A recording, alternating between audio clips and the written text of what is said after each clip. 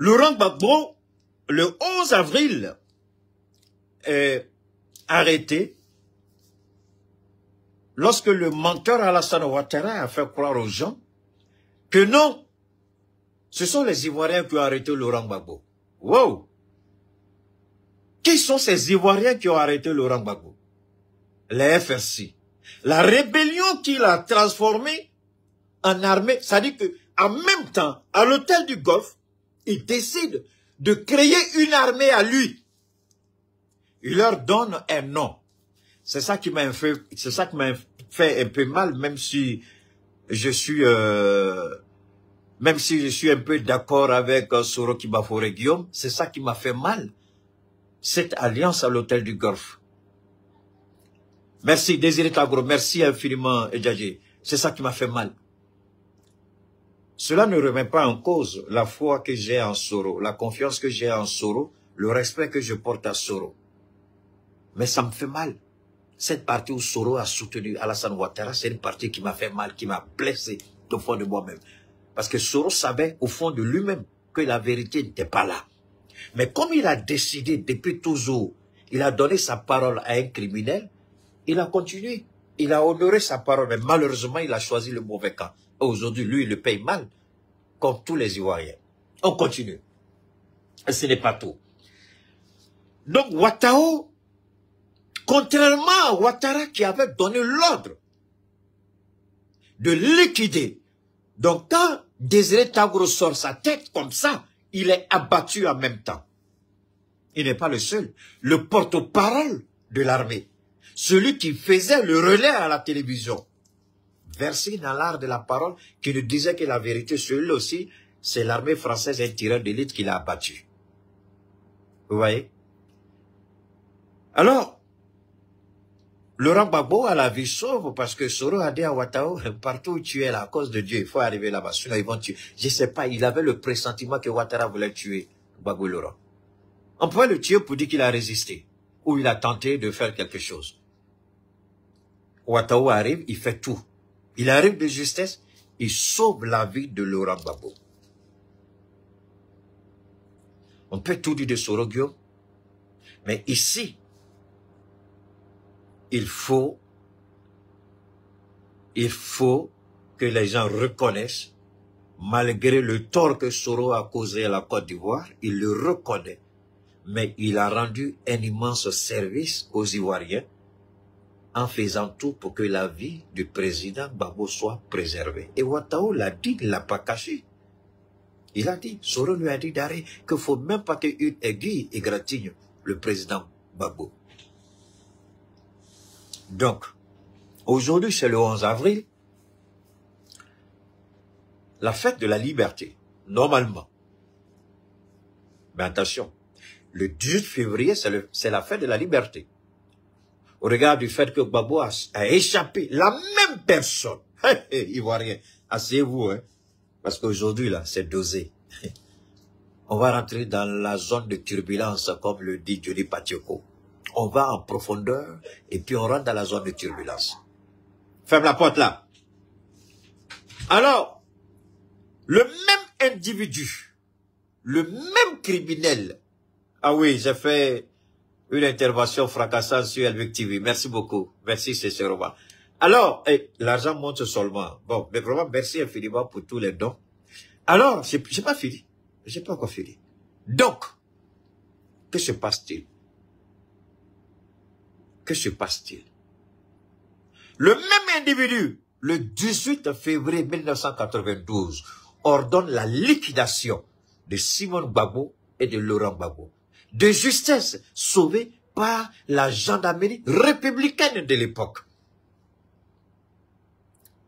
Le 11 avril 2011, le même criminel ordonne la liquidation de Laurent Gbagbo. Et de justesse cette fois-ci, c'est Soro Guillaume et Ouattao qui sauvent la vie de Laurent Gbagbo. Et le 11, aujourd'hui, logiquement, devait consacrer, désormais c'est la fête de la renaissance. Que les Ivoiriens ne se trompent pas de combat. Que les Ivoiriens restent fermes. Laurent Gbagbo n'a pas besoin de ce combat. Tidjane Thiam n'a pas besoin de ce combat.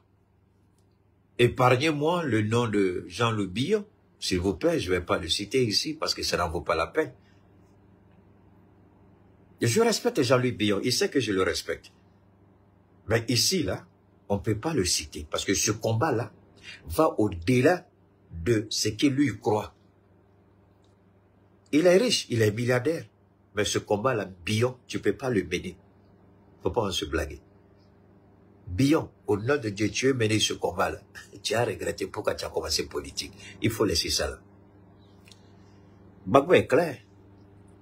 Tu veux l'argent, il ne faut pas faire politique. Tu as l'argent, tu veux faire politique, fais attention.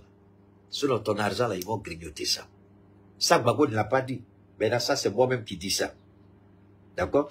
Alors, donc, ceci dit, on continue. Le 11 avril 2025, le PDCRDA, hier, je crois, a eu 79 ans d'existence.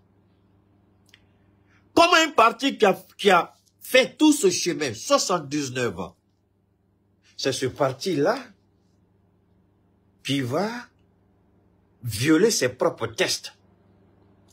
Un parti qui condamne la violation constitutionnelle d'Alassane Ouattara, c'est ce parti-là qui va se livrer à une violation constitutionnelle.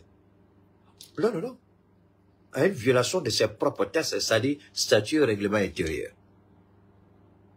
Cette vieille carcasse-là, cette merde appelée Valérie, à cause de Dieu, n'écrivez pas son nom ici. Parce que je ne lui accorde aucune valeur. Citer son nom, c'est lui donner l'importance qu'elle n'a pas. Il y a des gens, quand moi je sors leur nom de ma bouche, c'est leur donner une valeur qu'ils n'ont pas. Et ça, je ne le ferai pas. Ce que j'ai fait par contre, j'ai dit aux juges, vous jouez à un jeu dangereux. Vous voulez brûler la Côte d'Ivoire? Ne vous en faites pas. Vous serez les premiers à partir. Vous serez les premiers à être brûlés. Parce que cette fois-ci, les Ivoiriens se souviendront de ce que vous avez fait. Souvent, dans la politique, on se trompe des cibles. Souvent, c'est le président seul. Une fois que le président tombe, les mauvais magistrats, les mauvais juges, les mauvais procureurs, on les oublie. Mais pourtant, ils sont les premiers responsables. Tu n'es pas obligé. Tu peux dire, je ne peux pas donner à quelqu'un d'autre. Mais si tu acceptes, tu sais pourquoi tu as accepté. Donc, ce que j'ai fait d'abord, j'ai présenté 2 cas.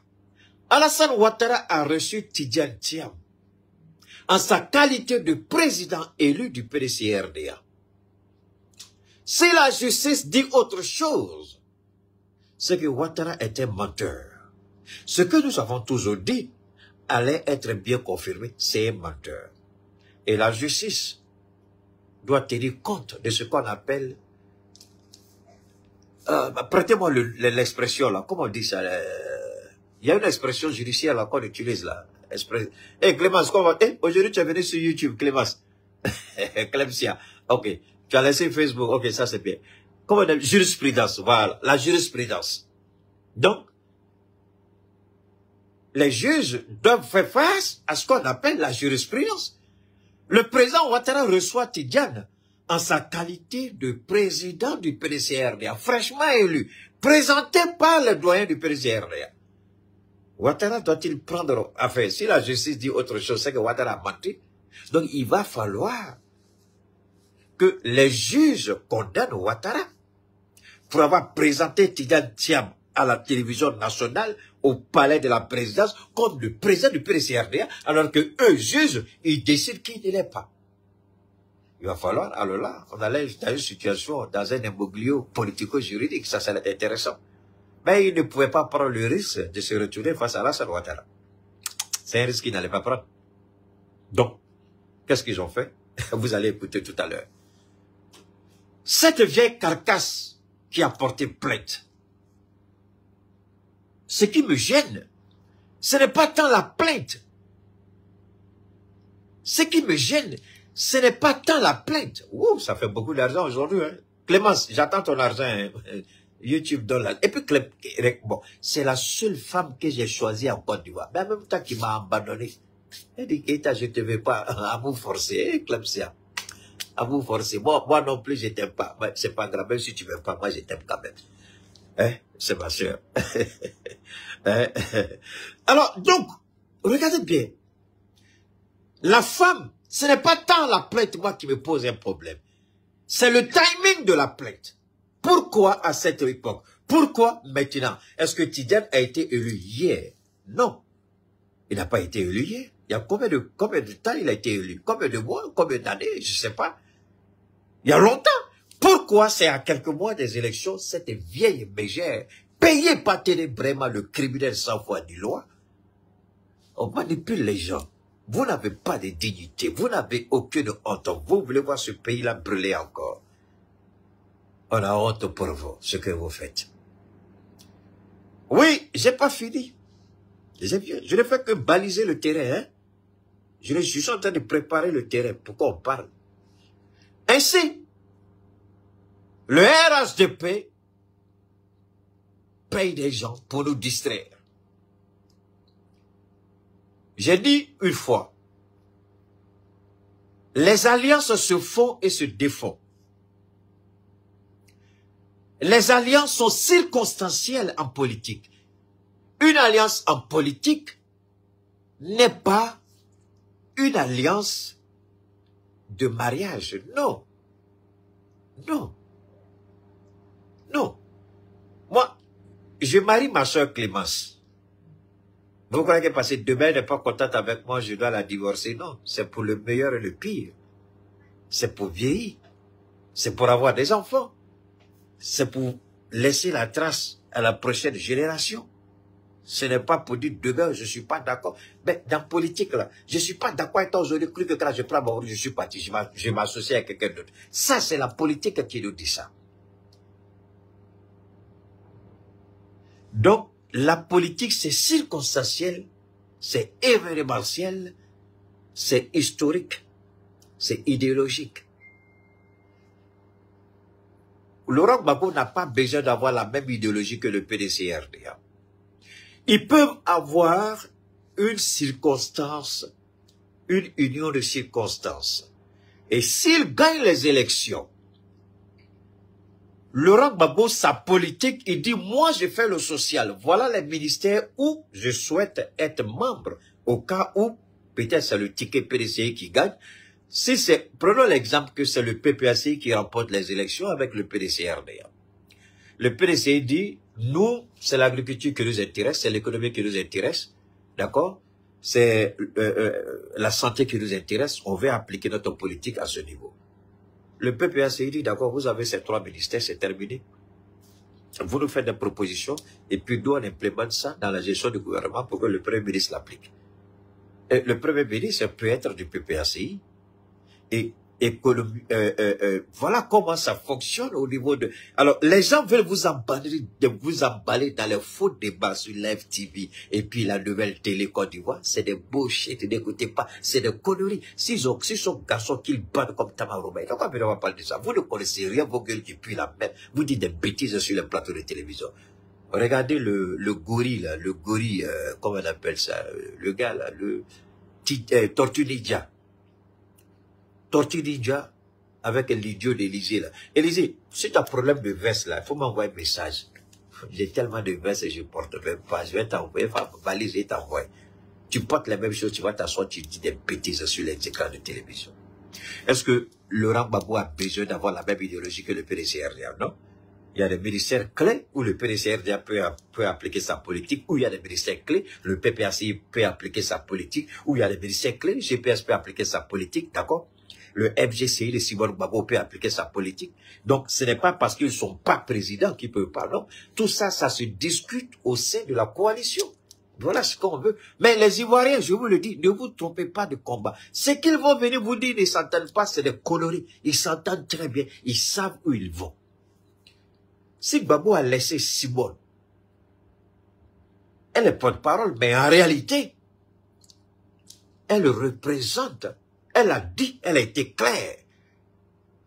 Ma philosophie, Mon idéologie politique, c'est la même chose que le président Laurent Gbagbo. Elle n'a pas changé.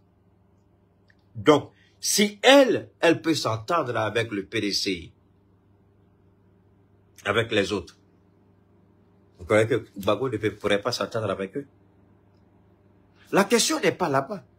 La question, ils veulent créer un faux débat. Créer un doute. Oui, Tortue Ninja, vous le connaissez. Ah, ou bien, allez-y, regardez Tortue Ninja. Vous savez, c'est lui qui est sur leur télé, live TV, Tortue Ninja, c'est lui. C'est son nom désormais, Tortue Ninja. Prenez sa photo, et puis prenez photo de Tortue Ninja, vous regardez si c'est pas la même chose. Alors, donc, arrêtez, non, arrêtez. Alors, donc, on revient alors. L'idéologie, ils savent très bien où ils vont. Simone Gbagbo, je vous en prie, je vous en prie, je vous en prie. Moi, j'ai pas de parti politique en tant que tel. Et j'ai toujours dit, s'il y a un parti politique qui peut m'intéresser un jour, il y en a deux, le PDCI ou le PPAC. Mais je vais plus pour le PDCI. Le PPAC, je n'ai aucun problème avec le PPAC. D'ailleurs, même, c'est ma vision politique, l'idéologie sociale du PPAC, c'est bonne idée. Et d'ailleurs, moi, je pense que les gens font une mauvaise lecture. Quand on créait le PDC-RDA, à l'époque, à Bamako, à 46, quand on créait le PDC-RDA, mais c'était avec une idéologie, la même idéologie de Laurent Gbagbo aujourd'hui, là. C'est la même idéologie qui a motivé la création du RDA. Parce que le RDA, c'était le Rassemblement démocratique africain. Donc, la Guinée se retrouvait dedans, le Mali se retrouvait dedans. Il y a un certain nombre de pays qui étaient dedans. Ils ont créé ça ici, à Bamako, le RDA. Donc, c'est avec le temps que Houphouët a fait ce qu'on appelle le capitalisme d'État. Ça, c'était une intelligence d'Houphouët parce que Houphouët ne voulait pas parler de communisme ou de socialisme. Ce qui s'opposerait à la doctrine française. Donc, Houphouët a dit quoi? Le capitalisme d'État. Mais quand vous regardez le capitalisme d'État, mais c'est le socialisme de Laurent Gbagbo. Je suis désolé, mais c'est ça. Houphouët a utilisé le mot pour embobiner les Blancs. Attendez. Allez-y à l'école. C'est que capitalisme d'État, c'est ça? La Côte d'Ivoire, c'est ça, c'est le capitalisme d'État. Quelqu'un m'a dit le contraire, j'attends la personne. S'il y a un professeur d'histoire qui est garçon d'accord sorti pour dire que ce que tu dis est faux. J'ai dit bien professeur d'histoire, aussi bien à l'université que dans les écoles, dans les lycées. Venez, sortez. Si vous êtes garçon, je vous écoute. Venez. La Côte d'Ivoire, c'est le capitalisme d'État. Mais le capitalisme d'État n'est rien d'autre que le socialisme de Laurent Gbagbo. C'est tout. Donc, il n'y a pas de divorce idéologique en tant que tel.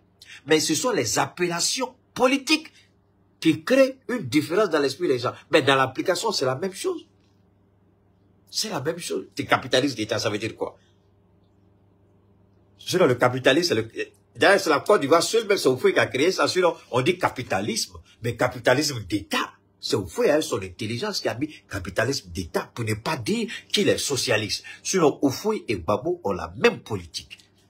Le PDCI n'a pas une politique différente du PPACI. Ils vont expliquer eux tous comment, mais dans l'application, c'est la même chose. Ils ne pourront rien vous dire de nouveau. C'est la même chose. Capitalisme d'État, c'est le socialisme du PPACI. Ah, Gbagbo va dire, Gbagbo va dire, hein, Keïta, toi aussi, tu parles trop souvent. Tais-toi un peu, on va laisser les idiots là penser qu'on n'est pas d'accord et puis on les frapper à la dernière minute. Ah, président, il faut que les Ivoiriens aussi soient au courant. Non, son nom, c'est pas Daouda, c'est Tortue Ninja, Clémence. Alors donc, ça c'est la petite partie, la petite parenthèse historique. Le capitalisme d'État du PDC-RDA, c'est exactement la politique sociale du PPACI, du président Kodo Laurent Gbagbo. Il n'y a aucune différence.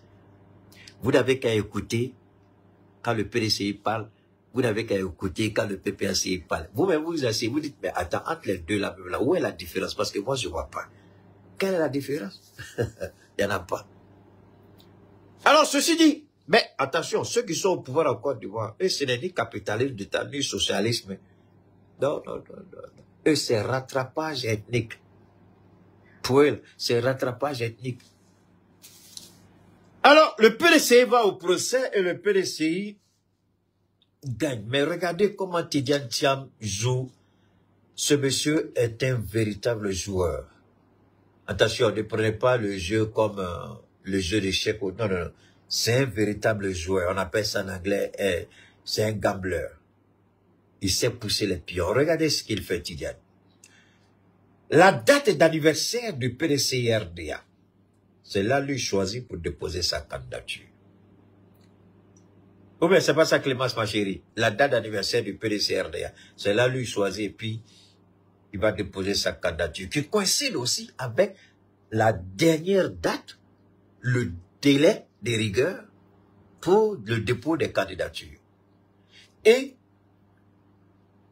en même temps, le lendemain, c'est le procès contre le PDC. Regardez comment le monsieur il joue. Regardez le jeu de Tidiane Thiam. Il pose sa candidature par son directeur de cabinet. Le dernier jour, le dernier délai, qui coïncide avec la date anniversaire du PDC-RDA. Et en même temps, le lendemain, c'est, comment on dit, enfin, ce sera le verdict du procès. Alors, mais c'est malheureux parce que le PDCI, normalement, devrait préparer cette fête. Et cette fête, le PDCI devait la jumeler avec la fête du PPACI, c'est-à-dire la fête de la Renaissance. Donc, au moment où le PDC-RDA fête ses 79 ans, le PPACI fête la fête de la Renaissance à Dabou, le régime criminel sans foi ni loi, ils ont trouvé une astuce. On ne peut pas permettre à ces deux-là de mobiliser toute la Côte d'Ivoire. Il faut empêcher cela. Donc, on crée un faux procès pour empêcher le PDC d'organiser cet événement exceptionnel, parce que c'est pas tous les jours qu'un parti politique puisse avoir 79 ans. Réfléchissons un peu. On peut ne pas être d'accord avec le PDC-RDA, mais montrez-moi un seul parti. La plupart de tous les partis qui ont été créés jusqu'à aujourd'hui, la plupart de ces partis-là se cherchent. Mais le PDCI a cette vitalité. Chaque fois qu'on pense que ce parti est fini de tomber, le parti se remet sur ses pieds. Et c'est ce que, regardez bien l'opposition. Regardez comment le PDCI se revitalise. Et puis, il y a de nouveaux adhérents. Pendant qu'à ceux qui sont au pouvoir, le PDCI n'est pas au pouvoir depuis 1999, non, depuis 2000, prenons 2000. Donc, ça fait 25 ans, à peu près 30 ans que le PDC-RDA n'est pas au pouvoir. 30 ans. Mais comment ce parti a pu vivre pendant 30 ans? Comment ce parti a traversé l'histoire jusqu'à aujourd'hui? Alassane Ouattara, qui est le plus grand voleur et criminel de tous les temps, dans son propre parti, qui n'a même pas encore, je ne sais pas, ils ont combien, RGP a combien d'années, je ne sais pas. Ceux qui ont créé le RDR, ils sont tous morts, à l'exception d'Arrête et Diagri Dabaté. Vous regardez Diagri Dabaté aujourd'hui, elle vous fait pitié. Elle sort plus, elle est malade, elle est chez elle. Jenny Komeda a été liquidée. Ah, j'ai oublié. Il y a quelqu'un que vous devez écouter. On va écouter pour continuer. Parce que quand vous venez attaquer notre parti là, quand vous venez attaquer notre parti là, hein, le PDCI là, soyez garçon, soyez fort, parce que nous aussi là, on a quelque chose contre vous. Bon, attendez, avant, je vais vous montrer ça d'abord. Ça là, vous devez écouter ici. Parce que je ne peux pas accepter ça. Voilà une petite partie que je voulais partager avec vous. Je vous en prie, n'oubliez pas de vous abonner. Je vois des gens qui me disent, ils ne voient pas le numéro. Restez là, vous allez avoir les numéros, ne soyez pas pressés, les numéros viennent. Mais il y a un élément que je voudrais partager avec tout le monde. Je vous en prie, faites monter le mercure et partagez. Partagez. Faites monter le mercure et partagez. Il y a ce monsieur-là que je vais vous faire écouter. Oh là là. Je vais vous faire écouter parce que c'est important pour moi. Dans ma seconde, je vais le revenir ici.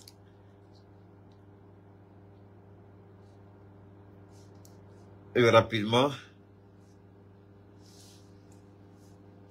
on va écouter. Donc, il est le patron. Et je n'ai aucun doute là-dessus. Il y a des textes, il y a des films, il y a des témoignages, il y a des commissions d'enquête qui ont conclu. Même à l'ONU, ils savent que c'est lui le chef de la rébellion. Mais pourquoi Soro est comme ça, tantôt comme ça? Parce que simplement, quand il dit oui, le lendemain, Alassane l'appelle le soir pour lui dire, mais tu es fou. Le lendemain, il dit non. S'il vous plaît, pardonnez. On va... Non, c'est pas ça, c'est ici. Voilà. On va écouter. On va écouter Benz Mauro. Ce que vous gagneriez à écouter, si vous en avez l'occasion. Charles Blégou, de l'affection qui nous lie, il sait comment cette affection se manifeste. Et je ne suis pas étonné de le voir là. Merci, général. Compte tenu du fait avéré que c'est la France qui a armé les rebelles, l'un dans l'autre. Mais le monsieur, il a été liquidé, hein, pour votre information. Il a été tué. Il était le porte-parole du RDR. C'est celui-là qui essuyait le visage d'Alassane Ouattara. C'est celui-là, je répète, celui-là, il a été, si je ne m'abuse, je crois, Clément, c'est pas ça, il a été le directeur général à la RTI, si je ne me trompe pas. Il a travaillé à la RTI. À cause de Ouattara, son soutien pour Ouattara. Au RDR, il a été viré de la RTI. Alors, mais pourquoi, soudain, tout à coup, brusquement, il décide de ne pas suivre Ouattara? De l'extérieur, c'est bien beau de parler de Ouattara. Mais quand vous êtes avec Ouattara, vous savez qui est Ouattara. Je vous dis quelque chose qui va vous surprendre. Ouattara avait un oncle. Je n'aime pas parler de ça. Je n'aime pas parler de la vie privée des gens, ça ne m'intéresse pas. Mais aujourd'hui, c'est le moment, puisque Dieu libère ma bouche pour le dire, je vais le dire. Lanciné, à Niama, Lanciné Camara, à Niama, pour ceux qui le connaissent, c'est l'oncle d'Alassane Ouattara. Mais ce monsieur, il a tout donné au RDR. Je me rappelle, il a essayé du vivant de mon papa. Le monsieur, il est mort aujourd'hui. Lassine, il n'est plus vivant, il est mort. Mon père n'a jamais accepté. Il dit par respect pour toi, parce que tu m'as considéré, je peux venir te soutenir, mais je ne serai jamais RDR. Mon père n'a jamais été RDR. Parce qu'il était reconnaissant à Oufoué.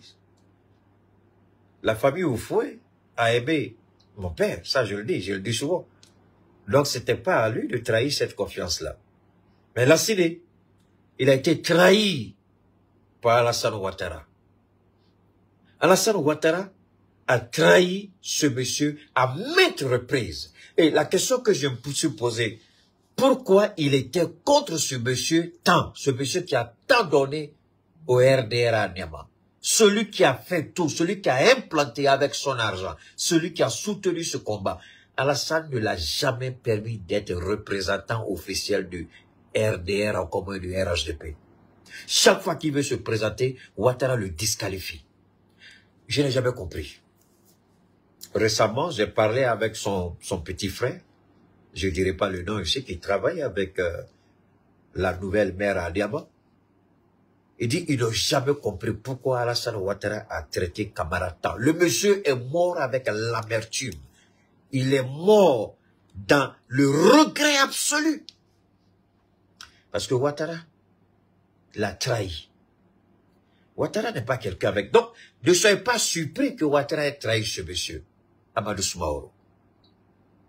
Mais quand Alias Cimetière était malade, et qu'il devait aller se faire soigner, Ouattara a refusé. Le monsieur enflait. Johnny Pacheco vous l'a dit. Il dit, il a vu le monsieur, le premier jour il a vu l'esprit de mort dessus. Mais qu'est-ce que ce monsieur n'a pas dit? Qu'est-ce qu'il n'a pas fait pour Ouattara? Mais Ouattara l'a laissé crècher. Le premier président du COSIM, qui est mort, tout le monde a suivi ça sur les réseaux. Ça, c'est pas une affabulation de Keïta. Le monsieur, Ouattara l'a envoyé en mission. Et c'est lors d'une des missions qu'il a contracté le Covid-19. Ses disciples ont écrit à la présidence. Ses disciples ont interpellé Ouattara. Ils disent, est-ce que notre imam, notre Kramrotier, est-ce qu'il peut aller se soigner au Maroc? Ouattara a refusé. Il dit, bouge pas. Et le monsieur est mort de Covid. Ils ont dit, si Gon a pu aller au Maroc, tu peux intervenir pour que le monsieur, puisque c'est... Et ce qui a fait mal à Ouattara, ils ont dit à Ouattara, c'est toi qui l'as envoyé et puis il a contracté le Covid. Donc au moins, tu peux permettre au monsieur, donne-moi une seconde, je vais arrêter ici. Donc, c'est ce qu'ils ont dit. Ils ont dit à Ouattara, au moins, permet au monsieur d'aller se soigner. Il n'a pas accepté et le monsieur a cassé la pipe. Alors, vous êtes étonné quand Ouattara rentre précipitamment de Paris, d'un AVC, qu'il s'est mal remis de l'AVC parce qu'il s'est dit sa seule présence en Côte d'Ivoire peut sécuriser son pouvoir. Voilà la raison. Et si Ouattara pense que je mens, si les garçons n'ont qu'à sortir pour dire autre chose, Dieu va l'allumer dans sa culotte. Il va pas. Ouattara est venu parce qu'il s'est dit que s'il est là, il va dissuader ceux qui ont l'intention de faire quelque chose. C'est compliqué. Alors, donc, vous avez entendu, voilà, on va continuer d'écouter. Le désarmement devait se faire immédiatement. Pourquoi au lieu de désarmer les Kalachnikov, ils parlent maintenant de balayer la ville d'Abidjan et de désarmer les cœurs? Mais les cœurs sont désarmés il y a longtemps, sinon on ne serait plus là. Que Bani fasse son travail. C'est le seul pour lequel il est venu. Maintenant, il a... Et c'est pour ça. Et d'ailleurs, Bani, vous comprenez trop, Bani a occupé 2 postes. Bani ne pouvait pas rester en vie, mais Bani ne pouvait pas comprendre pourquoi il ne pouvait pas rester en vie. Bani a occupé 2 postes. Le premier poste que Bani a occupé, c'était la primature. Après, on lui a donné CDVR, commission, désarmement, blablabla, tout ce que vous connaissez. Et vous avez vu mon jeune frère, Pachoko, il vous a fait passer des témoignages de personnes qui ont vu leurs parents être décapités, démembrés, découpés, comme le boucher découpe la viande pour vendre. Qui a fait ça? C'est la rébellion. Ouattara avait les informations. Pourquoi il a refusé? Quand il a eu les résultats de CDVR, pourquoi il n'a pas appliqué? Pourquoi quelques temps après Bani est passé? Parce que Bani a trop entendu. Personne n'a parlé sur la mort de Bani. Il a trop entendu, il a trop vu, et Bani savait beaucoup trop. Et c'était dangereux que Bani reste en vie. Aujourd'hui, c'est le jour des déballages. Je vous dis, pour qu'on comprenne, est-ce qu'on peut éviter ce que Ouattara nous prépare en 2025? Il y a une réalité qui est là, on ne peut pas l'oublier. Ouattara est une menace, et pour lui-même et pour la Côte d'Ivoire. Ouattara a compris que tout ce qu'ils ont échafaudé, tout ce qu'ils ont planifié, rien ne pourra arrêter les Ivoiriens. Alors, vous avez écouté Ben, mais ne soyez pas pressés. Depuis ils ont commencé la construction du métro d'Abidjan, c'est aujourd'hui ils se sont rappelés qu'il faut publier des vidéos. Et ils ont commencé à publier des vidéos. Parce qu'on est à l'approche des élections. Ah, le métro d'Abidjan. Oh, le métro arrive. Ah, le métro. Comment vous dites ça? Il doit inaugurer le métro. Ah, non. C'est le président qui doit faire ça. Ah, non, il doit terminer. Ah, non. C'est maintenant, ils se souviennent que le métro d'Abidjan. Aïe. C'est à quelle année Macron est arrivé en Côte d'Ivoire? Pour donner les 1000 milliards à la Côte d'Ivoire, pour le métro d'Abidjan, c'est à quelle année il est arrivé? Clément, tu es là. Donne-moi la date, l'année seulement. Macron est venu signer quelque chose à Ouattara. Et puis ils ont signé à faire des calls. C'était en 2019 ou 2018, je ne sais pas, c'était 2000 combien. Et c'est aujourd'hui, ils se souviennent soudain, subitement, tout à coup, brusquement, que le métro d'Abidjan est là. Donc, c'est maintenant que le RHDP se souvienne. Parce qu'ils n'ont plus rien à prouver aux Ivoiriens. Les 1 milliard par jour, oui. 2017, merci à toi, Marie Balo, merci. Alors, 1 milliard par jour, oui. La plupart de tous ces bénis sont des PD et des francs-maçons. 1 milliard par jour pour la jeunesse, 0. Qu'est-ce que vous avez donné aux Ivoiriens? Et les Ivoiriens vont mourir dans la Méditerranée. Il a même signé des accords avec la France pour rapatrier tous les Ivoiriens en situation irrégulière. Les gens sont obligés d'aller soit en Angleterre, avec le risque d'être rapatriés au Rwanda, soit en Espagne, soit en Italie, aller se cacher quelque part. 2019, merci. Qu'est-ce qu'ils ont fait? Rien. Et tout à coup, soudain, on se rappelle qu'il y a le métro d'Anyama. Oh! 2019, 2025, métro là, ma lui. Les 1000 milliards là, à Doula, c'est fini, ils ont mangé, il n'y a plus l'argent. Les riverains n'ont pas été dédommagés. Ils ont été chassés. Personne. Et vous croyez que Dieu va garder encore un tel pouvoir criminel, voleur sans foi ni loi, où les milices se mouillent entre eux? Ta femme est milice, mon frère. Faut pas, si elle arrive le soir là, faut pas essayer de la sentir parce que c'est odeur d'hôtel qui va sentir sur elle, ou bien odeur de bureau qui va sentir sur elle. Parce qu'elle est passée dans la casserole avec son, entre eux là-bas. Ça, c'est un gouvernement de pédés, de voleurs, de fornicateurs et de fornicatrices. Dieu leur a accordé suffisamment de temps. Parce que Dieu, il n'est pas pressé. Il donne le temps à tout le monde. Qu'est-ce qu'ils ont fait? 0. Alors aujourd'hui, on vient. C'est pas fini. On vient de commencer le direct. Donc, ils se souviennent qu'il y a un métro. Alors, pourquoi c'est maintenant qu'on nous fait sortir des vidéos sur YouTube et Facebook sur le métro d'Abidjan? Vous comprenez pourquoi? Ah, le Prado doit inaugurer le métro. Non, on ne peut pas le laisser partir. C'est son projet. S'il n'a pas inauguré, c'est bon. Alors, une des raisons pour lesquelles Alassane Ouattara sera prêt à tuer la moitié de la Côte d'Ivoire si nécessaire, si Ouattara a horreur d'une chose, c'est de penser que lui, il ne va pas inaugurer le métro d'Abidjan. Je l'amène pour que ce qui est caché, ce qui est couru, tout sera découru. Ce qui est dans le noir, tout sera sous la lumière. C'est pas ce que dit Johnny. D'accord, venez écouter, on est rentré en profondeur. Venez écouter. Donc Ouattara, il a une planification machiavélique et satanique. Il veut absolument inaugurer le métro. Donc faire tout pour qu'il gagne. Mais ce qui est intéressant, il est malade. Il est sérieusement malade. Je ne sais pas s'il pourra tenir jusqu'en octobre, au regard de la gravité. Moi, je n'ai pas besoin d'un médecin, je n'ai pas besoin d'un hibou, je n'ai pas besoin d'un informateur. L'homme que j'ai vu arriver de Paris, pour tout homme doté d'un esprit observateur, tu sais que le monsieur, il est sérieusement malade. Il peut essayer de tromper les apparences. On peut lui injecter autant de morphine que nécessaire. Mais Alassane, c'est un super drogué.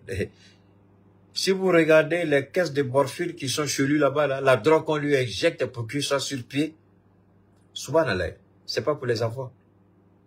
Donc, je ne sais pas s'il va pouvoir rester, s'il va assister à sa propre chute en octobre 2025. Je ne sais pas. C'est Dieu qui le sait. Mais l'homme que j'ai vu, même s'il sera là, il sera beaucoup affaibli.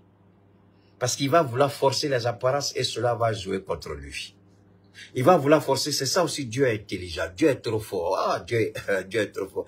Vous savez, j'ai l'habitude de dire quelque chose, beaucoup de gens ne font pas attention. Je parle de l'esprit de la confusion. L'esprit de la confusion, Dieu vous permet à vous-même de vous mentir. Vous arrivez vous-même à vous corrompre que vous êtes ceci, vous valez cela, vous pouvez faire ceci. Ça, c'est ce qu'on appelle l'esprit de la confusion. Dieu vous permet de croire en vous-même, d'exceller, d'excéder, d'exagérer. Et au moment où vous allez vous rendre compte de la réalité, le coupe l'herbe sous les pieds. Et puis vous tombez baya. Pour dire, il y a un seul Dieu. C'est lui. Et Dieu va permettre à Ouattara de croire qu'il est au-dessus, qu'il a le contrôle. Mais au moment où Ouattara va se rendre compte, donc, Ouattara veut inaugurer le métro d'Abidjan. Il est prêt à tuer pour cela.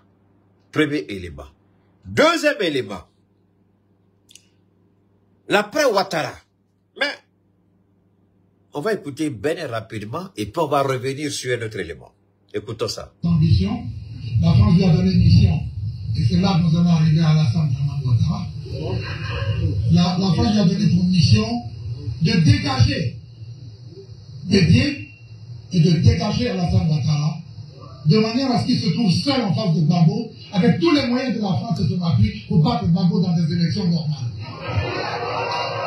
Ok. Ça, voilà, ça c'est Ben. Alors, revenons ici rapidement. Revenons, il y a un élément, j'ai pas fini, hein. Ça là, écoutez ça ici d'abord. Il y a un, écoutez ça. On va écouter ça, et pas on va aller. La main du président Ouattara doit Alpha Blondy par la sac, moi. Vous avez compris, c'est pourquoi j'en parle. Pour ne pas que le mensonge prenne le défi sur les faits. Je l'ai vécu, moi. C'est vrai qu'il n'a pas dit mon nom. Mais c'est un dossier qui était joint, donc je me sens concerné. Quand j'ai dit Alpha Blondy était menteur pathétique, pitoyable, pathologique, congénital et héréditaire, j'ai dit, dites que Charles Blé Godet répond à Alpha Blondy. Je ne savais pas qu'Alpha Blondy, Dja, avait dit autre chose pire que ce que je croyais. Hein? Non, Blé, attends, hein. Toi, t'es trop pressé pour parler. Parce qu'il a menti. Écoutez ça ici. Écoutons, Alpha Blondy. J'ai demandé au président à travers ma radio, j'ai dit, pardon grand frère, faites tout pour contribuer en douceur à ce que Gbagbo soit libéré. Faut pas que Gbagbo... Alpha Blondy dit, c'est lui qui a demandé à Ouattara que Gbagbo soit libéré de la CPI. Non, ne vous en faites pas, on va revenir sur le PDC. C'est comme ça qu'il t'a fait. Hein? Qu'il t'a fait un mélange bien fait, comme ma chérie Clémence aime bien préparer là. Hein? Voilà, donc, les Ivoiriens là qui préparent bien. Et après la belle Ivoirienne là, c'est devenu fort. Hein? Toutes les Ivoiriennes appellent, mais là, Keita, je veux ma belle Ivoirienne, je veux ma bonne, ça arrive, ne vous en faites pas. Ici, je ne savais pas qu'Alpha Blondy était aussi malhonnête. Je vous jure, je n'ai jamais su que Alpha Blondy était aussi mécréant, malhonnête, pitoyable. Mais cette merde de Blondy croit qu'il ne va pas mourir ou quoi? Mais les mensonges que vous pondez ici, demain vous serez responsable devant l'Éternel. Je n'ai peur que de l'Éternel. Je respecte les institutions et les hommes. Je n'ai peur que de l'Éternel. Merci à toi, Clepsia. C'est l'Éternel que je crains. C'est l'Éternel qui pourvoit. C'est l'Éternel qui préserve. C'est l'Éternel qui protège. C'est l'Éternel qui couvre de grâce. Et si je dis quelque chose qui n'est pas vrai, ben, l'Éternel va me poser la question. C'est pourquoi quand les judos viennent, je suis baobab. Si j'ai menti là, c'est entre Dieu et moi, où est votre problème? Laissez Dieu régler son compte avec Keita. Mais si je suis dans la vérité aussi, là, vous vous êtes attaqué à un envoyé de Dieu, il va régler votre compte aussi. Mais comment on peut être aussi pathétiquement, pitoyablement, manipulateur? Je pensais que cet homme-là avait une dose, une toute petite dose d'honnêteté. Je ne pouvais pas imaginer que Blondy est aussi mal intentionné, malhonnête, pathétique. Mais dans la cas c'est Alpha, cas c'est Alassane, pardon.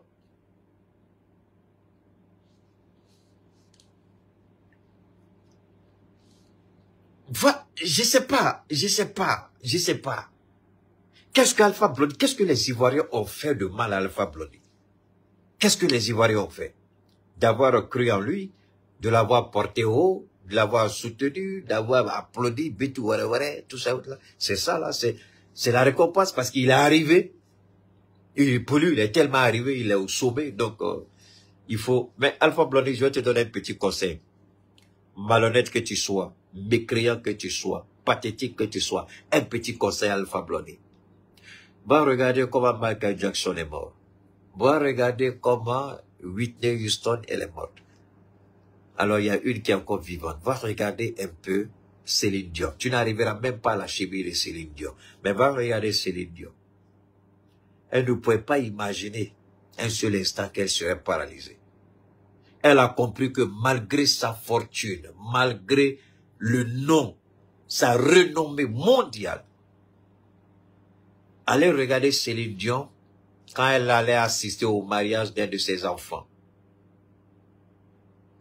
Elle était dans une chaise roulante où ils l'ont soulevée. Aucun de ses membres ne répondait. Elle pleurait, elle pleurait. Céline ne pouvait même pas s'arrêter sur ses pieds. Elle a, je crois, 4 enfants. Enfin, il y a 2 qui l'ont soutenue. Et puis elle a embrassé son fils. Elle est en train de pleurer, les 2 pleuraient. Une star internationale. Alpha Blondy, va regarder. Mais pourtant, Céline Dion, je ne crois pas qu'elle ait commis des crimes comme toi. Tu le commets en ce moment avec les Ivoiriens. Alors, tu penses que c'est fini là? Tu as une idée de ce que Gbagbo a dû endurer? Tu es malhonnête, Alpha Blondy. Tu es méchant, Alpha Blondy. Et pourtant, Gbagbo t'a aimé. Il t'a respecté. J'ai écouté un témoignage de Gbagbo Laurent aux États-Unis. Il dit, Alpha Blondy, quelqu'un, il entend les gens, je crois que c'est un de ses conseillers qui est venu lui dire que Alpha Blondy, son passeport est périmé, non, rempli, je crois. Il voulait renouveler son passeport et on le fatiguait. Il dit quoi? Alpha Blondy, il dit oui, il a appelé-le. Il appelle Alpha Blondy arrive à la présidence. Il dit, mais toi, tu es l'ambassadeur de la musique ivoirienne. Tu n'as pas besoin d'un passeport ordinaire, mais tu as besoin d'un passeport diplomatique. Sur le champ, il appelle le ministre des Affaires étrangères, établissez-moi tout de suite le passeport diplomatique d'Alpha Blondy. Et le passeport diplomatique, c'est Laurent Gbagbo.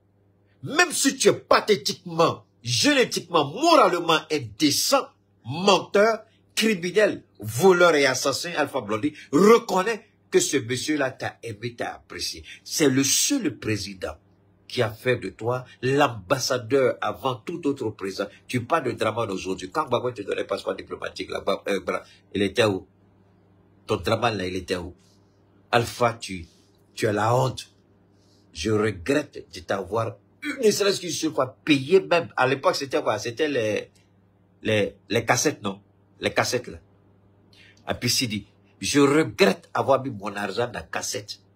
Avant, c'était cassette, c'est pas maintenant. C'était cassette, radio. Avant, tu n'écoutes pas Alpha Blondy, tu n'es pas à l'aise. Souvent, même quand on est au collège comme ça, on est au lycée, bon, vous savez, c'était au lycée, donc, à internat, on peut pas faire tout ça. Donc, on est toujours pressé pendant les congés ou les vacances. Quand on arrive dans Alpha Blondy, on va écouter. Saïcha Kodo, on va écouter. C'est Néan Campbell, c'est, l'autre, comment on appelle ça? Ren Pelagi, Baez Pito, les autres, là, bon, Ernesto, lui, on était encore petit quand lui mourait, donc on ne sait pas grand-chose d'Ernesto. Donc, mais ça fait mal. Et moi, quand j'ai écouté ça, j'ai dit, waouh, quelle grandeur.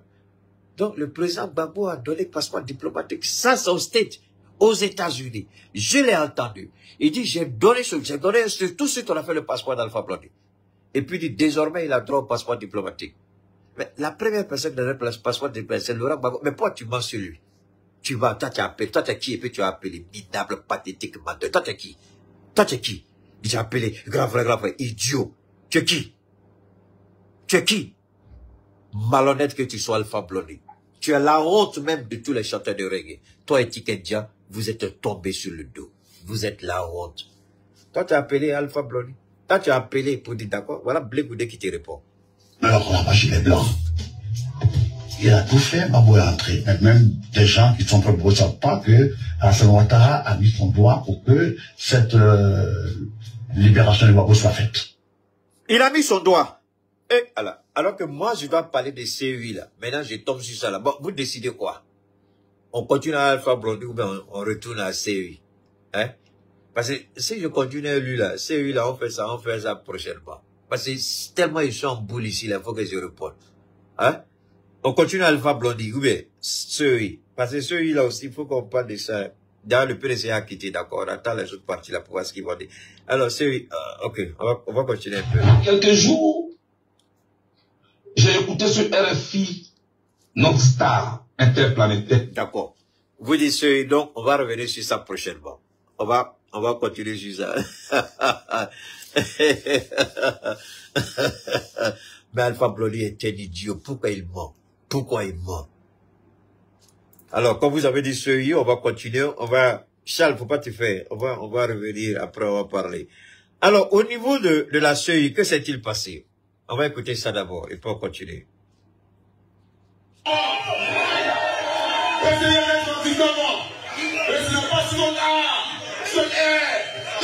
Il va mourir. Pourquoi je tiens à vous saluer pour avoir fait cette mobilisation. Et je peux vous le dire aujourd'hui, c'est à l'annonce de la mobilisation que les juges n'avaient pas d'autre choix que de vous tuer.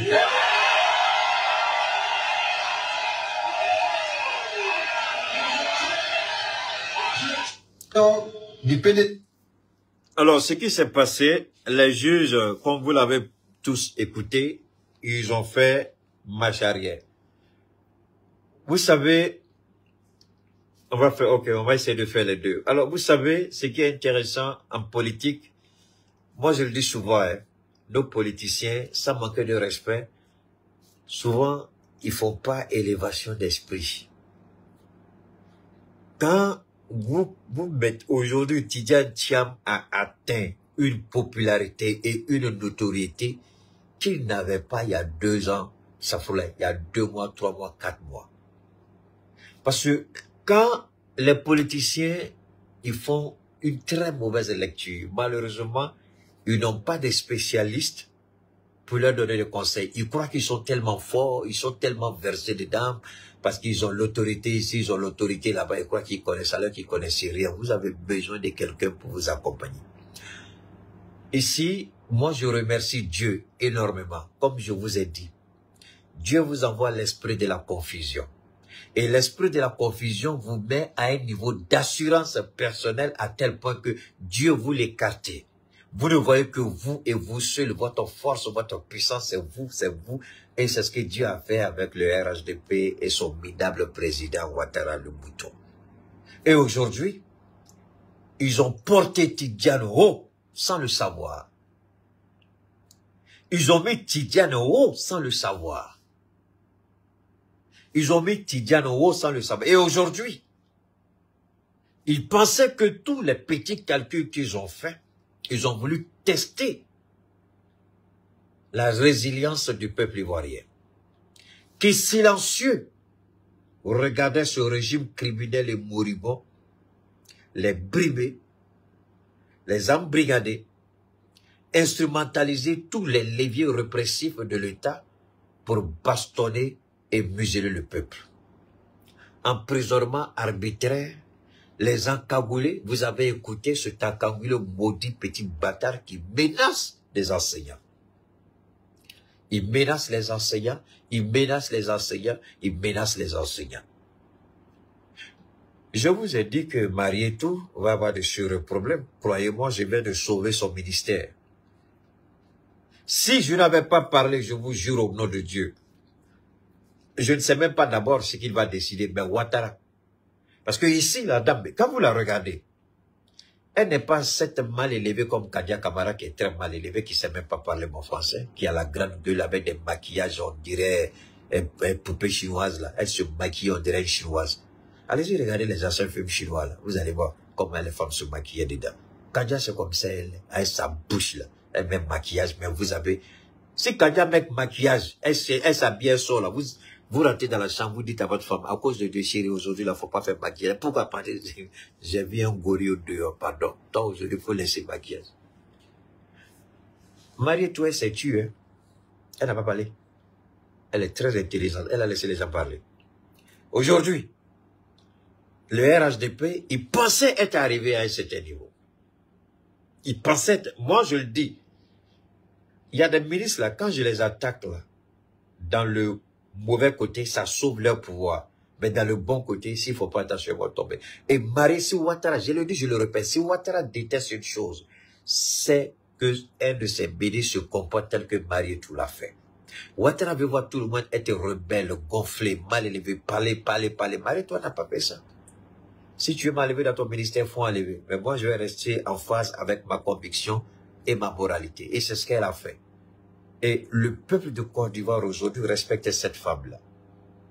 Je vous ai dit, moi, il y a 2 personnes que je respecte au RHDP, au RDR. Kabanyali et puis Marietou. Ça s'arrête là. C'est les 2. Mabana. C'est les 2. Alors, je reviens encore. Ils ont fait le Tidiane Thiam le chouchou des Ivoiriens. Aujourd'hui, à l'absence de Soro Guillaume, il y a 3 figures emblématiques au niveau de l'opposition. 3. Gbagbo Laurent, Simon Gbagbo, Tidiane Thiam. Évidemment, Afi est dans la coalition, mais Afi, de fait de certaines choses, bon, Afi lui-même, il a contribué à grignoter un peu sa popularité. Mais, on peut le mettre dans la balance, sinon ce sont les 3 qui sont là. Et ces 3-là, dans une alliance, à l'exception d'une décision de Allah le Tout-Puissant, le RHDP ne peut rien faire. C'est des voleurs, c'est des menteurs, c'est des corrompus. Ils ne peuvent pas gagner. On dit élection claire, nette, transparente. Ils sont incapables de le faire. Vous avez une petite fille de 4 ans qui a mis 100 personnes au moins. Vous avez vu ça où? Vous avez vu un homme et une femme. Ils ont 500 enfants. Et c'est-à-dire qu'il y a des situations, quand vous regardez au sein souvent vous posez la question, attends, Maître Abiba, j'avais cherché un truc de Maître Abiba que je vais vous faire écouter, j'espère pouvoir le faire. Vous allez écouter Maître Abiba. Je suis dépassé. Il dit, mais attendez. Pourquoi ces gens-là font ça? On va écouter Abiba rapidement.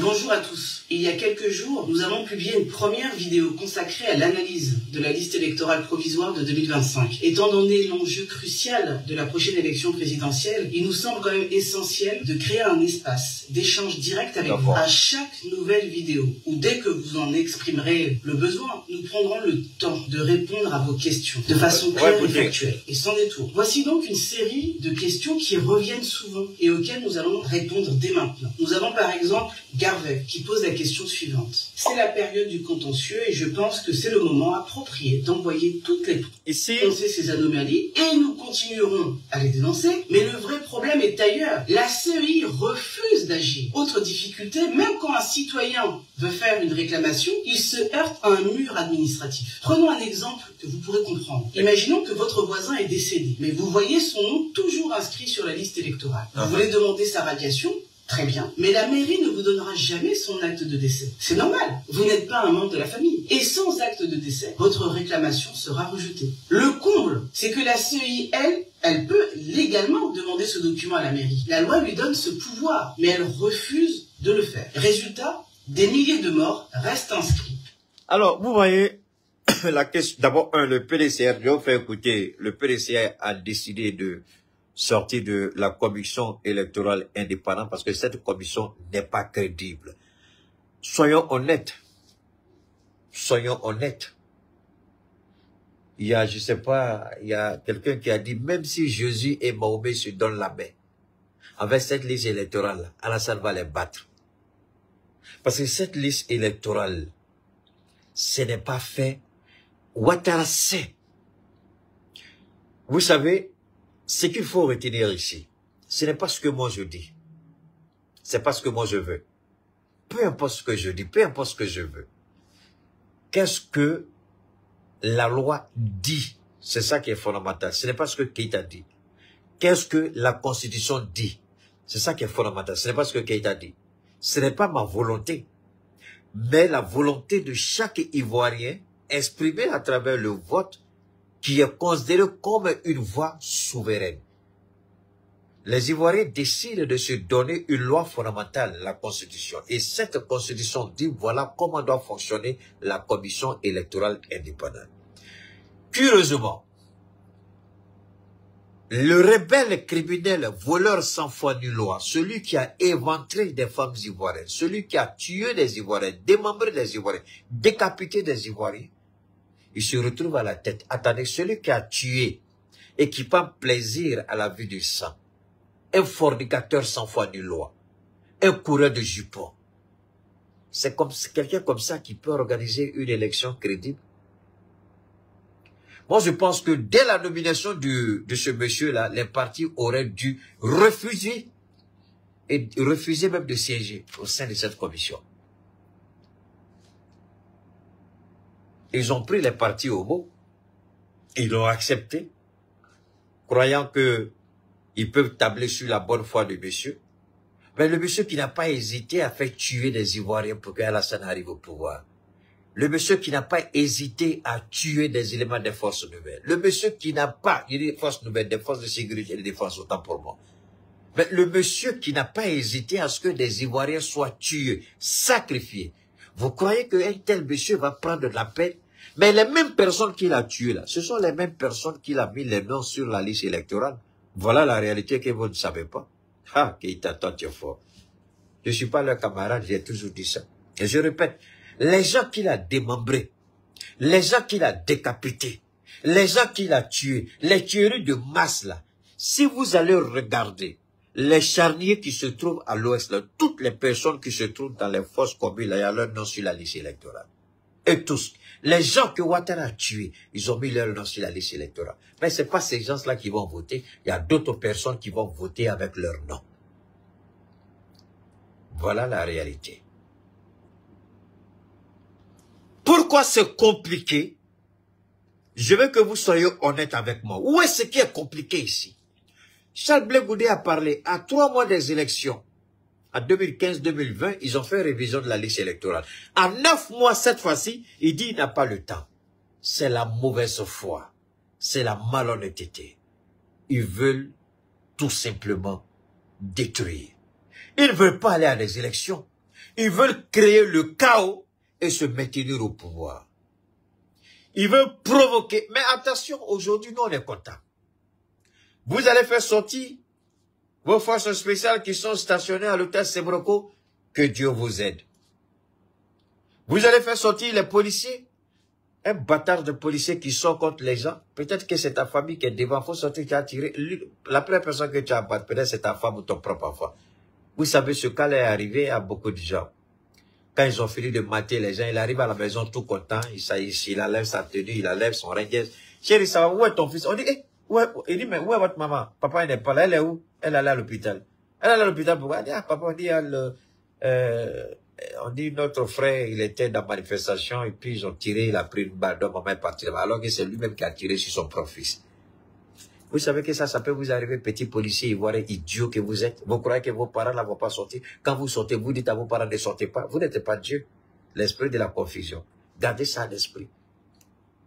L'enfant est assis, il ne sait pas pourquoi il sort. Moi, je me rappelle, il y a une histoire comme ça qu'une dame me raconte. Aux États-Unis, j'étais là dans la causerie, elle dit, elle avait besoin de sucre. Donc, elle fait envoyer sa petite fille, elle a acheté le sucre. Son petit garçon dit, non, moi, je vais l'acheter. Il prend l'argent rapidement, il sort. Il rentre, le store où il rentre, il y a un braquage. Et puis, les coups de feu sortent, la police arrive, on arrose tout le monde dedans et le petit, il prend 17 balles. Je dis, ben 17 balles, le petit prend ça. Il dit à sa maman, je vais acheter ce que je viens. Sa maman en haut, il descend, elle attend les coups, elle descend, c'est son fils qui est poussé dans le bain de sang. Donc, vous ne pouvez jamais savoir si votre enfant va sortir ou pas. Vous ne pouvez jamais savoir si votre cousin, votre neveu, vous les idiots à qui on donne des ordres stupides, vous sortez là. Vous croyez que vous êtes quittés au ciel pour tomber. Vous n'avez pas de parents, vous n'avez pas d'enfants, vous n'avez pas de soeurs. Mais ce que vous faites aux autres là, Dieu a toujours dit, crédit ne reste jamais sur Dieu. Vous faites, Dieu va vous rembourser ça d'une manière ou d'une autre. Donc soyez intelligents. Ne vous dites pas que ça ne peut pas m'arriver. Non. Quand tu portes ton Rangers, tu sors là, tu vas sur le terrain là, tu crois que ton enfant ne va pas sortir. Ah, c'est j'ai une petite fille, d'accord. Tu n'as pas une soeur. Tu n'as pas un parent, d'une manière ou d'une autre. Vous ne pouvez pas savoir tout ça. Donc quand il y a des ordres, quand on vous donne, faites beaucoup attention à la manière dont vous appliquez cet ordre-là. Les officiers, ils pensent qu'ils sont tellement barricadés chez eux. Ils ont des policiers qui sont là, ils ont des gardiens qui ne peut pas rentrer chez vous. Oui, ça c'est vrai. Mais comment quelque chose peut arriver, personne ne peut le voir. Personne ne peut savoir comment ça va arriver. C'est Dieu seul qui sait. Alors cette réalité-là, moi je le dis. Ouattara ne veut pas d'élections transparentes. Ouattara veut cafouiller les élections et se maintenir de force. Et en se maintenant de force, il va faire sortir ses forces spéciales qu'il a entraînées en Israël, en Égypte, au Maroc, aux États-Unis. C'est eux là qui vont venir. Vous les voyez net, vous avez diarrhée en même temps. De la manière dont ils sont habillés. En fait, c'est sa stratégie. Provoquer, créer le cafouillage et puis venir. Mais dans tous les cas, nous on sera contents. Il y a un petit bâtard qui est là. Je vais l'enlever de mon direct. Donne-moi une seconde. Voilà. Faut aller dire ça te parle là-bas. Non, n'est pas compliqué. Donc, cette réalité, je le répète encore, ça c'est une réalité. Et Ouattara, je le répète, une élection transparente au nom de Dieu, Ouattara ne peut pas gagner. Ouattara ne peut jamais et ne pourra jamais gagner une élection transparente. Jamais, jamais et jamais. Donc, créer un cafouillage, créer un tohu-bohu, créer une confusion, et puis utiliser les appareils de l'État, c'est-à-dire le ministère des Affaires étrangères, la RTI et tous les relais médiatiques de l'État pour présenter une image fausse de la réalité. Le couvrir, le protéger. Parce que Ouattara est en train de travailler sur un narratif. Ouattara est en train de faire en sorte que, quand ça va péter, voilà ce qu'il faut dire, voilà ce qu'il faut dire. Donc, le ministère des Affaires étrangères est déjà préparé pour envoyer des correspondances aux ambassades. Ils sont en train de préparer un narratif par rapport au support médiatique. Voilà ce qu'il faut donner, voilà ce qu'il faut faire, voilà comment il faut prendre le devant. Donc, il est cette réalité. Les Ivoiriens doivent comprendre cela.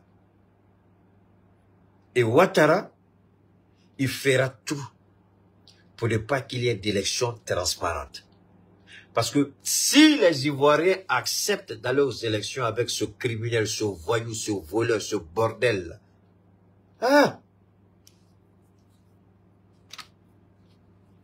mon ami, si tu m'appelles, je ne prends pas les appels. J'ai toujours dû te laisser un message. Tu m'appelles, je ne prends pas. Voilà, c'est tout. J'ai des milliers de messages et toi tu appelles. Pourquoi je vais laisser ceux qui laissent message et puis répondre au téléphone? Je ne réponds pas au téléphone, tout le monde sait ça. Ce que je dis, laisser un message. Quand tu appelles et tu laisses un message, quand tu laisses le message, s'il y a nécessité d'appeler, je te rappelle, c'est tout. Voilà. Tu n'as qu'à laisser un message, je vais te répondre. Donc, je répète encore. Voilà ce que Ouattara veut faire. Ouattara veut créer un scénario de cafouillage. Et puis, vendre un narratif. Mentir aux diplomates accrédités ici pour que ceux-ci fassent remonter l'information. C'est ce qu'il a fait quand il était à l'hôtel du Golfe. Et c'est ce qu'il a tant fait. À l'hôtel du Golfe, il n'avait pas tous les moyens qu'il a les moyens aujourd'hui. Donc, voilà ce à quoi Ouattara veut préparer la Côte d'Ivoire. Mais attention, que Ouattara se détrompe. Parce que les Ivoiriens ne se laisseront pas faire. Je ne dis pas que les Ivoiriens vont forcément se lever pour faire cette guerre. On va écouter ici, écoutons ça. He has led some of the biggest Western financial institutions, Credit Suisse Bank and the UK pensions giant Prudential. Tidjane Thiam wants to take the helm of a vital, resource-rich West African country, the Ivory Coast. Last week, Mr. Thiam's...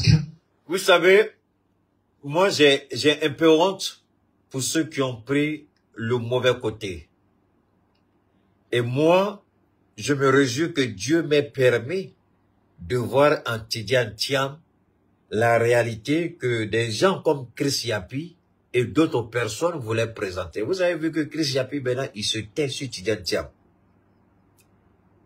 Moi, je lui ai toujours dit, petit, je suis ton patron. Tu as des hiboux partout, mais je suis ton maître, incontestable et incontesté. Je n'ai pas de hibou. Mais ce que je dis, tu prends tes hiboux, vont te dire ce qu'il a dit là. Chris, il n'y a pas. Il est dans la vérité. Tidiane Thiam a été indexé. Il a été crucifié. Il a été accusé. Il a été attaqué. On a menti sur lui. Mais ils n'ont pas pris le temps de regarder l'homme, de le juger. Aujourd'hui, là, qui peut vivre ce que Tidiane Thiam vit et prétendre qu'il travaille à Ouattara? Soyons honnêtes. Soyons honnêtes. Avec nous-mêmes, soyons honnêtes. C'est important. Ce que Tidiane Thiam vit aujourd'hui, si c'est ça que vous dites travailler à Ouattara, là, franchement, si c'est ça la politique, là, je préfère laisser. Le monsieur, il est insulté. Il est injurié. On remet en cause ses origines, son honneur, sa dignité, sa nationalité, tout ça. Vous me dites que c'est lui qui travaille à Ouattara? C'est pion de la France. Il y a un idiot qui a le courage de m'envoyer des bêtises. Il travaille à la France. Il travaille pour la France. Il dit, bâtard, là, faut m'envoyer encore tes messages, tu envoies, idiot. Si ta gueule pourrie travaille pour la France, pourquoi tu ne fais pas direct pour dire ça aux autres? C'est à moi que tu envoies des messages stupides comme ça. Et je remercie Dieu parce que je me suis ressaisi et j'ai commencé à regarder de près. Regarder de près. Regarder de près et j'ai découvert que Tidiane Thiam est loin de ce qu'il pense. Il n'est pas celui qu'on dit qu'il est. Je peux me tromper. Mais à l'état actuel des choses, au regard de ce que je sais, au regard de mes analyses et de mes investigations, c'est une investigation personnelle, c'est une investigation spirituelle. Donc, je n'envoie personne pour aller fouiller quelque part. Je vous en prie. Donc, au regard de ça, je suis convaincu que Tidiane Thiam, je ne dis pas qu'il sera le président, hein, ne mélangez pas ce que je dis. Ce que je dis, je le soutiens, il mène le bon combat. Maintenant, il appartient à ces 4 personnes, sinon 5, 6 autant pour moi. Je vais commencer par les plus jeunes. Blé Goudé, Sorogio, Afingessa, d'accord? Ensuite, Tidiane Thiam, Babo Laurent, Simone Babo, les 6 personnes-là, il est de leur responsabilité, les 6, de trouver une entente. Ils n'ont qu'à s'enfermer dans une chambre, si c'est nécessaire. Babo n'a qu'à laisser ses griefs contre Simone là, ça ne compte pas, on n'a pas besoin de ça ici. S'il veut la Côte d'Ivoire, il veut gouverner un jour, Simone ne sera plus sa femme. Il a déjà sa petite femme. Donc, Simone, désormais, qu'il voit sous Simone comme une alliée politique. Et qu'il mette les frustrations, les émotions à côté et qu'il montre au monde que lui, Babo Laurent, il sait se surpasser quand il le faut pour la Côte d'Ivoire. Voilà les 6 personnes qui, unies, vont déterminer le destin de la Côte d'Ivoire. Et Ouattara ne pourra rien faire. Je répète, Sorogio, Charles Blé Goudé, Afingessa, Simone Babo, Laurent Babo, Tidiane Thiam. Je n'oublie pas, comment on appelle ça, notre charmante ministre, ancienne ministre de la communication, j'oublie son nom. Oh là là, j'oublie le nom de la dame là. Il y a d'autres personnes que je n'ai pas cité les noms, hein, tels que Namio Kona, Mamadou Koulibaly, la dame là, comment j'oublie son nom là, comment on appelle cette dame là, elle était ministre de la communication là, j'oublie, c'est avec elle Ouattara a acheté sa maison là. J'oublie toujours son nom, la belle dame, j'oublie elle, Claveri, merci beaucoup, voilà, Boli Claveri, voilà, Boli Claveri. Donc Daniel Boli, Mamadou Koulibaly, d'accord, Niamien, ajouté sur les 6, 9. On peut aller jusqu'à 10, 11, au maximum 12. Ceux-là, s'ils arrivent à s'enfermer dans une maison, et puis disent, hey, nos problèmes personnels, là, on met à côté. Ce qui est en jeu, c'est la Côte d'Ivoire. Mettons nos émotions, nos frustrations, les uns contre les autres. On va gérer ça après. Mais ici, là, c'est la Côte d'Ivoire. Je vous jure que sur les 9 que je viens de citer, il y a d'autres personnes qu'on peut ajouter après. Mais les 9 là, les 9 là, je vous jure, Allah, les 9 là sont ensemble. Personne ne peut les battre à moins que Dieu même décide autrement. Les 9 là sont ensemble. C'est fini, c'est eux là qui... C'est fini. C'est fini. Je répète, Soro Guillaume, Charles Blegoudé, Valérie Boni Claverie, comment on appelle ça, Simone Gbagbo, Mamadou Koulibaly, Miamia Ngora, Gbagbo Laurent, Simone, je crois, j'ai déjà dit, et puis Tidjane Thiam, c'est fini. C'est fini. Il faut que ceux-là arrivent à s'entendre. Ils sont d'accord, je peux dire à 90%, c'est déjà géré. Évidemment, il y a d'autres personnes dont les noms peut-être qu'ils ne sont pas des personnes publiques, mais qui dans leur petit coin peuvent aider. Et il est fondamental ici, une fois que vous décidez quelque chose, vous devez aller tous. Maintenant, tout le monde attend. Qu'est-ce que le PPACI va faire par rapport à la coalition? Dans cette coalition-là, tout ce que j'ai cité sont dans la coalition, sauf le PPACI. Bon, on espère, parce que Afik Guessan est là-bas. Gbagbo, peut-être il a un problème avec Afik Guessan. Simon Gbagbo est là-bas. Mais moi, je dirais à Gbagbo Laurent, le problème qu'il a avec Simon Gbagbo, c'est pas un problème idéologique. C'est un problème de sentiment, de mariage. Ça, là, la Côte d'Ivoire est plus importante que la petite personne émotionnelle de Laurent Gbagbo. Je répète, faut pas les idiots là vont mélanger ce que j'ai dit. J'ai dit, l'enjeu ici est plus important que la petite personne émotionnelle. Ça veut dire relation amoureuse qu'il avait avec Simone. Mais je ne dis pas que Gbagbo lui-même, le dinosaure qu'il est petit. C'est pas la même chose. Donc ces frustrations émotionnelles-là, il les met à côté. Il n'est pas d'accord avec Simone, ça c'était entre eux. Ils sont plus mariés, donc il met à côté. Maintenant, il met la Côte d'Ivoire devant. Il n'est pas d'accord avec Afi. Afi a fait ceci, a fait cela, on est d'accord. Il met ça à côté. C'est la Côte d'Ivoire qu'il faut voir. Parce que ces criminels sans foi ni loi, avec ce rebelle à la tête de la CEI, on va à ces élections-là. Si on ne prend pas certaines dispositions, ce sera compliqué. Le Sénégal est tombé. Le Sénégal est tombé. Attendez, ne transformez pas ce que je n'ai pas dit ici. Hein. Ne venez pas. Les commentaires que vous faites à partir de mes propos, ça n'engage que vous. Ne venez pas transformer ce que j'ai dit. Si vous n'écoutez pas, au lieu de vous précipiter pour faire des longs commentaires là, écoutez quand on parle. Le Sénégal a très bien reçu son coup. Le Sénégal l'a très bien réussi. Macky Sall a fait ses bêtises. Il était sur le point de mélanger. Mais les Sénégalais sont sortis nombreux. C'est pourquoi ces élections-là, les partis politiques sont en train de faire leur jeu. Il appartiendra au peuple aussi de sortir en masse pour aller voter.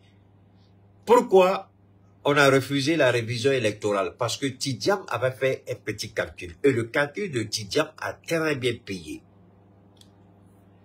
Le calcul de Tidjane a très bien payé. Parce qu'il a dit, par le nombre, on peut créer la différence. Mais ils ne sont pas aussi idiots que ça, les moutons là. Ils ont compris tout de suite. Parce que quand ils ont vu que les gens ont commencé à s'inscrire en masse, ils ont eu peur. Ils ne peuvent truquer les élections que lorsque ils peuvent manipuler. Mais quand ils se rendent, mais si vous êtes beaucoup, c'est difficile de truquer les élections. C'est difficile de truquer les élections. Moi, je peux dire ce que Dieu me montre en ce moment. Ce que Dieu me montre en ce moment, c'est que, je répète, ce que Dieu me montre en ce moment, 2025 sera la véritable élection des Ivoiriens après la mort d'Houphouët.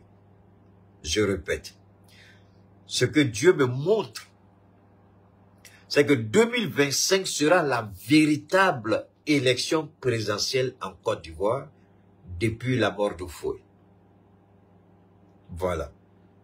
Et c'est une élection très critique. Les défis sont énormes.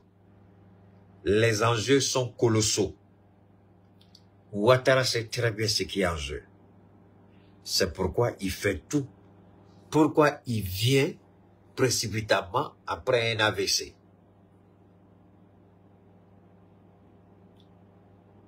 Le monde sait. Et aujourd'hui, moi, la proposition que je voudrais faire à SAFE qui est la cellule qui est chargée de détecter les fraudes au niveau de la CEI, moi, ce que je souhaiterais au niveau du PPACI, c'est de faire un document conjoint avec le PDCRDA sur les fraudes et de les déposer dans toutes les représentations diplomatiques. Je répète, ce que je propose au PPACI et à la coalition, parce que la coalition a fait déjà un travail avec FGCI, avec le PDCRDA, avec le Front Populaire Ivoirien de Pascal Affi-Guessam. Moi, j'aurais souhaité que et le PPACI et la coalition qu'ils fassent un document commun et que ce document commun soit transmis à toutes les ambassades et représentations diplomatiques, y compris les Nations Unies, l'Union Européenne, tout ça. Que tout le monde sache. Parce que si on se limite seulement à dénoncer, Ouattara est très fort dans la manipulation. Et moi, ce que je dis ici, je demande, je répète, je répète, je souhaite que la coalition dans laquelle se trouve le PDCI, FGCI, GPS, le Front Populaire Ivoirien, Boni Claveri, tous ceux qui sont dedans, ils ont déjà fait un travail extraordinaire sur les fraudes, tout ce que vous connaissez. Et je souhaite que la coalition approche le PPACI ou le PPACI approche, peu importe, mais qu'il fasse un document commun et que toutes les représentations diplomatiques soient saisies. Tous. Donc, et pour nous, cela, parce que Ouattara c'est un voleur. Il croit qu'il est intelligent. Il croit qu'il est malin. Mais en coupant l'herbe sur les pieds de Ouattara. Parce que si Ouattara aura d'une chose, c'est qu'ils sont... C'est vrai, les représentations ne vont pas interpeller Ouattara. Non, non, non. Mais c'est leur dire, voilà ce qu'ils sont en train de préparer. C'est leur dire, s'il y a mouvement, s'il y a contestation, s'il y a crise, c'est du fait de Ouattara. Parce qu'il a refusé que nous ayons cette discussion-là, cet entretien-là, pour assainir la liste électorale. Que toutes les preuves de fraude soient transmises à toutes les représentations diplomatiques accréditées en Côte d'Ivoire, y compris les institutions internationales. Voilà moi ma proposition. Elle est toute simple, elle n'est pas compliquée. Le travail est déjà fait, c'est de saisir et de leur donner. Maintenant, on va voir ce que Ouattara va faire. Parce que si Ouattara aurait d'une chose, parce qu'il saura, les gens qui sont en face de toi, Ouattara, ils savent que tu es un voleur, tu es un menteur. Ils ont la preuve que tu veux tricher les élections. Voilà ce que Ouattara, voilà ce qu'il faut faire. Et voilà comment il faut pousser Ouattara à aller. Parce que si les Ivoiriens veulent se limiter seulement à dénoncer, mais si Ouattara a horreur d'une chose, c'est de saisir les institutions qui l'ont installé, de dire que c'est un menteur, c'est un voleur, c'est un fraudeur. Une fois que c'est fait, sa crédibilité est sérieusement écorchée. Donc le mensonge qui va servir aux gens ne servira à rien. Parce que quand vous allez les saisir là, Ouattara saura qu'ils ont été saisis. Vous faites une conférence de presse que vous avez remis à toutes les représentations diplomatiques, y compris les institutions internationales, la preuve des fraudes massives qui se trouvent dans la liste électorale. Parce qu'ils pensent que vous allez limiter ça à votre niveau. Et c'est sur ça qu'ils veulent tabler. Ne le faites pas. Ne limitez pas à votre niveau. Déposez la copie partout. Si besoin. Partout. Union africaine, CEDEAO, Nations Unies, et toutes les ambassades, vous déposez partout. Pour que Ouattara, on sache que c'est un menteur, c'est un voleur, et on sache qu'il a préparé un coup contre les Ivoiriens. C'est aussi simple que ça. On peut éviter. L'éviter, c'est comment? C'est d'organiser une élection transparente. L'éviter, c'est comment? C'est assainir la liste électorale. L'éviter, comment? C'est épurer la liste électorale. C'est de retirer les morts. Comment une petite fille de 4 ans peut mettre au moins 100 personnes? Comment un homme et une femme peuvent mettre au moins 200, et ça fait les 500 personnes? Comment des gens peuvent être plus âgés que leur papa et leur maman? Des gens ne connaissent pas leurs affiliations. Alors que la Constitution est claire sur les conditions d'éligibilité pour être sur la liste électorale. Vous refusez que Laurent Gbagbo soit sur la liste électorale. Vous avez voulu empêcher Tidiane Thiam. Vous empêchez Soro Diop. Vous empêchez Charles Blé Goudé. Mais les morts sont sur votre liste électorale. Des gens qui sont plus âgés que leur papa et leur maman sont sur votre liste électorale. Mais Soro Diop ne peut pas. Gbagbo ne peut pas. Alors quand c'est eux là, vous avez la grande gueule, ce voleur, ce menteur, ce corrompu, ce mécréant appelé Quibet, ce bâtard appelé Quibet, il a la gueule pourrie pour parler que Gbagbo ne peut pas. Si les conditions qui fait qu'il n'a pas, si c'est levé, il sera sur la maudit que tu sois là. Et ceux qui sont morts là, pourquoi leur nom sur la liste? Et ceux qui sont morts. Donc, les morts ont le droit d'être sur la liste. Gbagbo Laurent vivant ne peut pas être sur la liste. Hein? Ivoirien, Yako. Les morts peuvent être sur la liste. Charles Blé Goudé ne peut pas être sur la liste. Les morts peuvent être sur la liste. Soro Diop ne peut pas être sur la liste. Côte d'Ivoire, vous êtes fort, né? Quibet! Non, tu es fort. Quibet, champion, Quibet, tu es trop fort. Maudit que tu sois. Coureur de jupon que tu sois. Fornicateur de premier plan que tu sois. Vous faites tout ça, mais ceux qui vivent, ils n'ont pas le droit. Ceux qui sont morts ont le droit. Waouh! Alassane Dramane Ouattara, bravo champion. Non, tu es trop fort. Vous n'avez même pas honte. Une petite fille de 4 ans met au moins des centaines de personnes. Eux, leur nom est sur la liste. Mais Soro Diop, son nom, non. Gbagbo, non. Blé Goudé, non. Ah non, Ouattara, tu es trop fort. Hey. Ceux qui sont plus âgés que leur papa et leur maman, c'est sur la liste. Mais Gbagbo, non. Soro, non. Hey! Non. Quibet, bravo. Même Big Man, tu es trop fort. Veuillez tout simplement vous abonner et activer la cloche de notification pour ne rien rater. Retrouvez Africa sur YouTube, Facebook, TikTok.